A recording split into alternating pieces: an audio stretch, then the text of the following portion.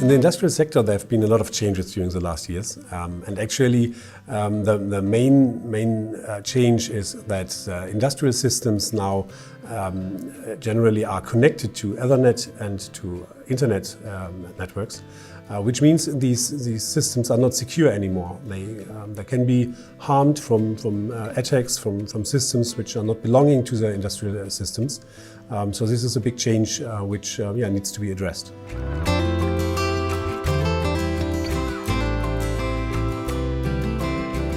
These changes in industrial networks is a big topic for cybersecurity.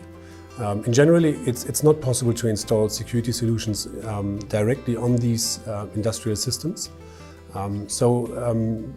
They are in a dangerous position and need to be protected. And these protection measurements needs to be positioned in the network.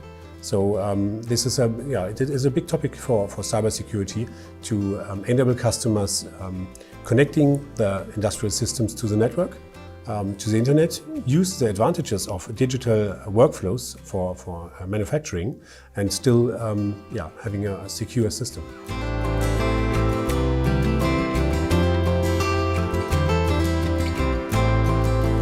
macmon is securing any kind of network, because what we are doing is we discover the network with the infrastructure, but as well with all endpoints, as long as they are communicating IP-based. So any IoT system, which could be a camera, but as well an industrial system, would be discovered from macmon. And then we are able to segment the network in a secure way. So not every system is able to communicate with every other system. And by doing that, it's possible to segment the industrial network in a way that everything works in there. But the normal office area, for example, is not able to communicate with the industrial segment and actually share malware or attacks over the whole network.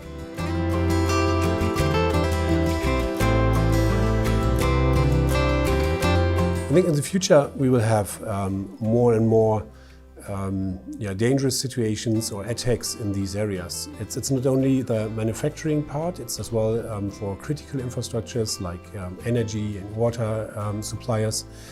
So these networks are unsecure as well nowadays. So it is something we all need to address much more. macmon helps to discover and segment, as I described before, but as well it is possible to have, for example, firewalls to make an even more secure segmentation. And by discovering the endpoints, we could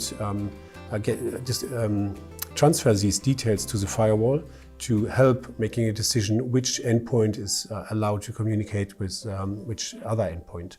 So this is something we are addressing already, but we will work on improving these technologies.